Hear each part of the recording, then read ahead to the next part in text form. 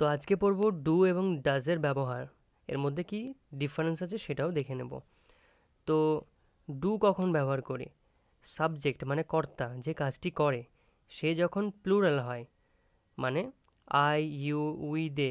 I যদিও plural নয়, I তো সিঙ্গুলার, কিন্তু এখানে একটা এক্সেপশন আছে যে আইকে আমরা প্লুরালেই ধরি।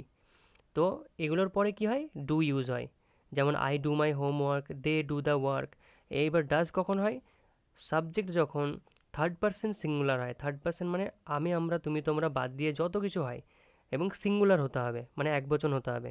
যেমন এখানে লেখা আছে হি, শি, ইট, এগুলো সিঙ্গুলার। তো সিঙ্গুলার যদি থাকে তবেই কি আসবে? ডাজ আসবে। ডাজ, তখন আর ডু আসবে না। যেমন he does his job well, সে তার কাজ ভালো করে করে। She does not like tea, সে চা পছন্দ করে না। তাহলে ইজি ট্রিক কি? যে আই, ইউ, উই, দে যে কোনো প্লুরাল যদি হয় আই বাদে, সেগুলোর ক্ষেত্রে ডু হয়। আর যদি সিঙ্গুলার হয়, থার্ড পারসন সিঙ্গুলার নাম্বার, তাহলে সেগুলোর সাথে ডাজ হয়। এটা মনে রাখতে হবে।